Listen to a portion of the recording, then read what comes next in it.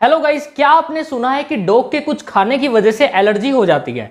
सुना ही होगा because common सी एक बात है। तो आज हम इसी टॉपिक के ऊपर चर्चा करने वाले हैं कि एडवर्स फूड रिएक्शंस क्या होती है, या बेसिकली एडवर्स फूड रिएक्शन होने की वजह से कौन सी ऐसी एलर्जी होती है, या डॉग के अंदर कौन सी ऐसी कंडीशन डेवलप होती है।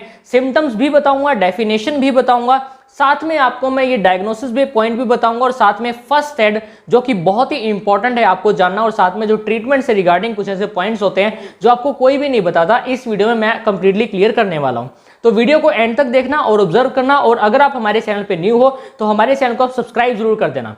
तो सबसे पहली बात तो ये आती है, एडवर्स फूड रिएक्शन का मतलब क्या होता है। कुछ ऐसे फूड जो आपकी डॉग की बॉडी के अंदर जाते हैं और कुछ ऐसी एडवर्स फूड रिएक्शंस हो जाती है, बेसिकली एलर्जी हो जाती है, या हम बोल सकते हैं प्रोरिटीज आपको डॉग के अंदर देखने को मिलती है। आपने नोटिस किया होगा कि कई बार जब डॉग कोई ऐसा फूड लंबे समय से खाता रहता है, आप उसकी डाइट के अंदर एक ही फूड डायरेक्टली देते ही जा रहे हो, रोज दे रहे हो, डेली दे रहे हो, सुबह भी वही दे दिया, दोपहर को भी वही दे दिया, शाम को भी वही दे दिया, तो वो एक्सेसिव होने की वजह से एलर्जन का काम करता है और आपके डॉग की बॉडी के ऊपर रैशेस वगैरह डेवलप हो जाते हैं, और साथ में डॉग को इचिंग होनी स्टार्ट हो जाती है, बेसिकली जिसको हम प्रोरिटीज बोलते हैं। तो इसका मतलब ये है, इस बीमारी का हम दूसरे जो नाम देंगे इस बीमारी को, फूड एलर्जी देंगे और फूड इंटॉलरेंस देंगे। बेसिकली ये जो कंडीशन जो होती है ये होती है नॉन सीजनल। इस कंडीशन के अंदर एक्चुअल में क्या होता है, प्रोरिटीज होती है। प्रोरिटीज का मतलब होता है बहुत ज्यादा मात्रा में इचिंग होना, या इसके साथ साथ अदर बैक्टीरियल इन्फेक्शन भी आपको देखने को मिल सकते हैं इस बीमारी के अंदर। तो बेसिकली ये थी एडवर्स फूड रिएक्शन जो कि आपको डॉग के अंदर देखने को मिलेगी। स्पेशली जो स्मॉल जो ब्रीड के जो डॉग होते हैं ना, उनके ज्यादा तो बहुत ही ज्यादा होती है उनकी बॉडी के अंदर। ठीक है, अब मैं बात करता हूं सिम्टम्स की। बड़े ही ध्यान से सुनना है सिम्टम, एक एक पॉइंट। सबसे पहला सिम्टम प्रोरिटीज। प्रोरिटीज का मतलब एक्सेसिव इचिंग। सेकंड नंबर का सिम्टम है मैक्यूल्स फॉर्मेशन, जैसा कि आपको स्क्रीन पे नजर आ रहा होगा। पप्यूल्स फॉर्मेशन, जैसे पिंपल्स लाइक आपको देखने को मिल रहे होंगे। एक होता है पस्ट्यूल्स, जिसके अंदर ऐसी पिंपल्स होती है लेकिन जिसके अंदर पस आपको देखने को मिलेगी। तो ये आपको डिफरेंशिएट करना पता होना चाहिए।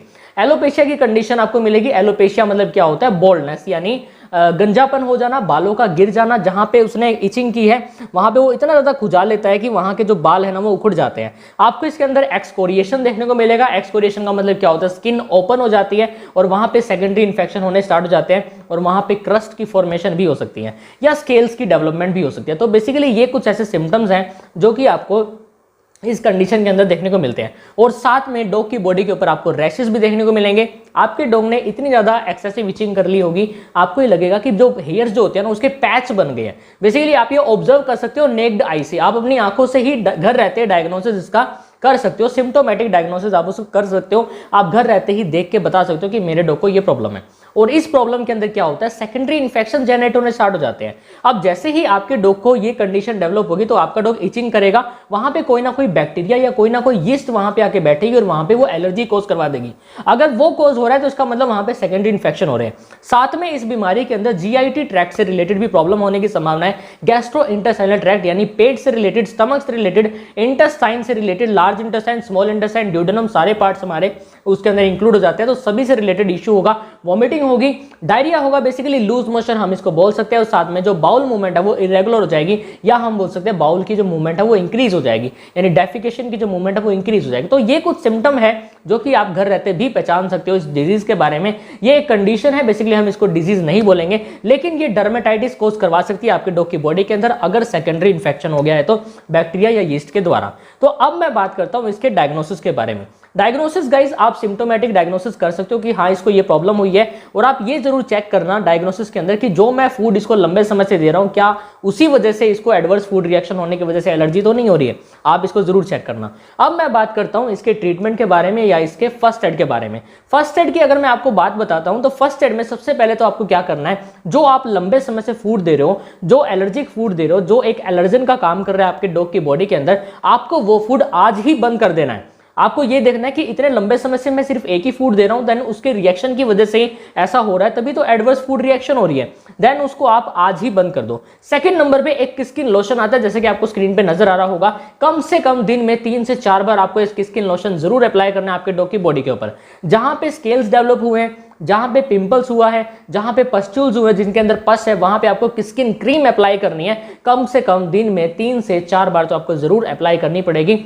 फॉर बेटर रिजल्ट के लिए। ठीक है, आगे आता है आपको किसी ना किसी मेडिकेटेड शैम्पू से अपने डॉग को बाथिंग प्रोवाइड करनी पड़ेगी। हफ्ते में आप 2 बार बाथिंग प्रोवाइड कर सकते हो अगर ये कंडीशन ज्यादा डेवलप हो गई है तो।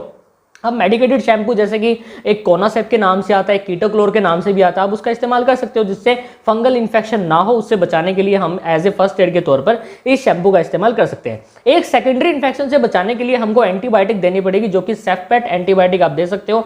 और बेसिकली 100 mg की अगर मैं आपको डोज रेट के बारे में बताऊं, आप 10 kg बॉडी वेट पे 1 टैबलेट दे सकते हो। आपको ये दिन में 2 बार देनी है। अगर कंटिन्यूसली आप कर रहे हो तो दिन में कम से कम बेसिकली 3 दिन के लिए मैं आपको बोलूंगा, 3 दिन तक आप जरूर इसे दीजिए। और अगर आपके नियर बाय में कोई वेटनरी डॉक्टर है तो वहां पे जरूर चले जाइए। अगर अवेलेबल नहीं है तो आप इस फर्स्ट एड का यूज कीजिए, आपको रिजल्ट जरूर देखने को मिलेगा।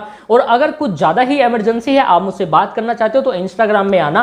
जैसे ही आप हमारी प्रोफाइल को चेक करोगे, नीचे आपको पोस्ट के अंदर हमारा एक पोस्टर देखने को मिलेगा, वहां से आप हमसे कॉन्टैक्ट कर सकते हो। हमारी एक छोटी सी फीस रहेगी जो कि 99 रुपीज रहेगी, उसमें हम आपसे 30 मिनट्स के लिए कॉन्टैक्ट रहेंगे और साथ में आपको एक बेटर गाइडेंस, एक बेटर सॉल्यूशन हम वहां पे आपको प्रोवाइड करेंगे।